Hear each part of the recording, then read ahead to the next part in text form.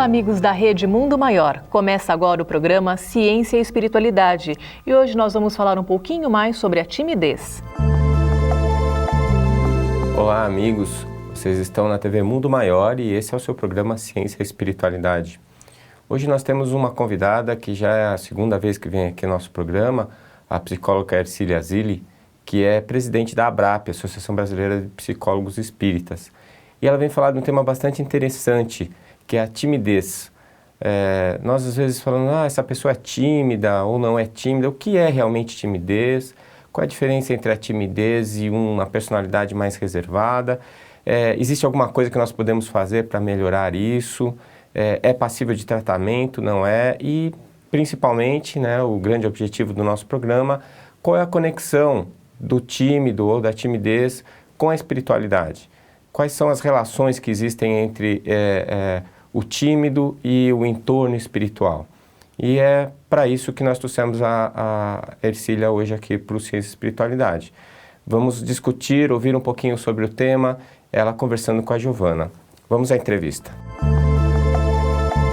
Para abordar o tema de hoje, estou com a psicóloga Ercília Zilli, que também é presidente da ABRAP, a Associação Brasileira de Psicólogos Espíritas.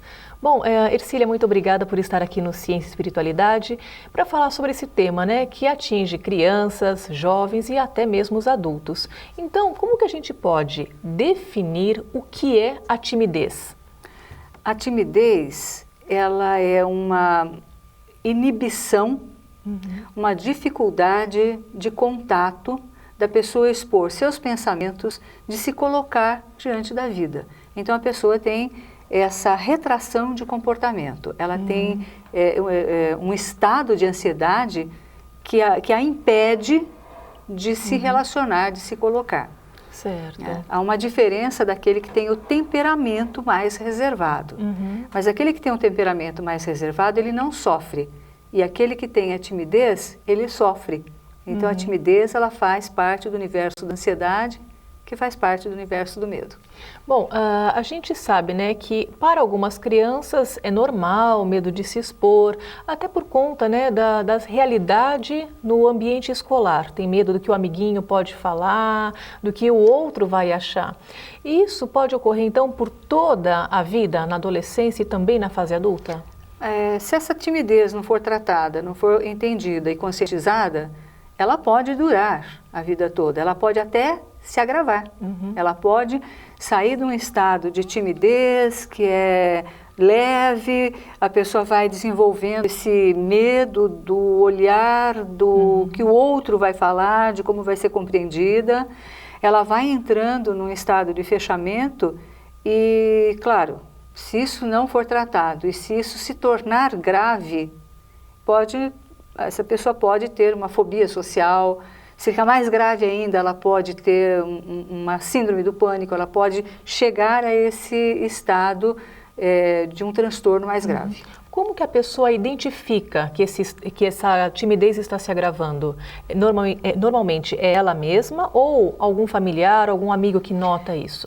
A pessoa que tem essa timidez que vai se agravando, ela sabe, porque ela se sente mal. Ela tem um pouco de taquicardia, sudorese, ela vai piorando e isso vai acarretando em sintomas cada vez mais claros.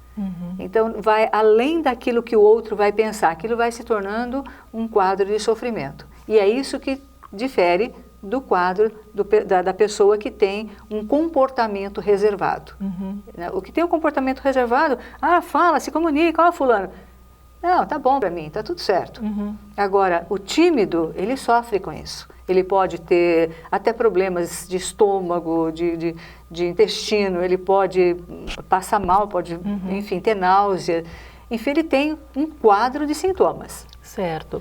Bom, no caso, então, da criança ou do jovem, como que a gente pode achar que é um medo de algo uma situação a qual a pessoa foi exposta, uma situação que gerou um trauma?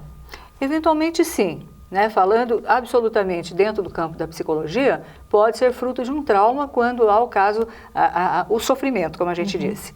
Agora, do ponto de vista espiritual, talvez esse traço de ansiedade possa ter ser decorrente de uma existência anterior.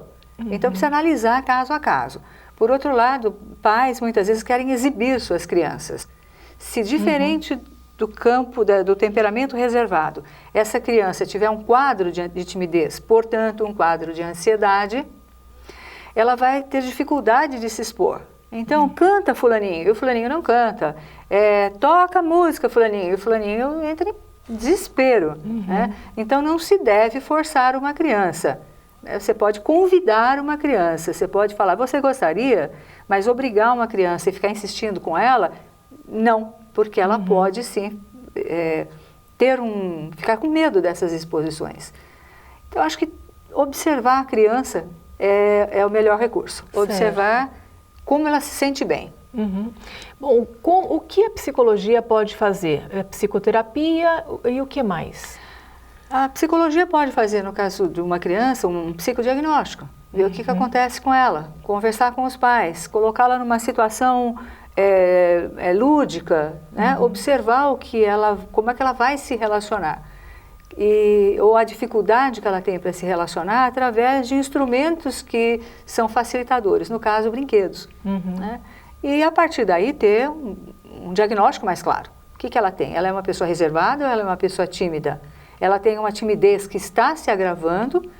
E é interessante falar sobre esse tema pelo seguinte, nós temos observado um grau há pouco tempo nós noticiamos isso, a Coreia do Sul, que vai muito bem em termos de economia, tem um índice de suicídio altíssimo em jovens de 12 a 15 anos. Né?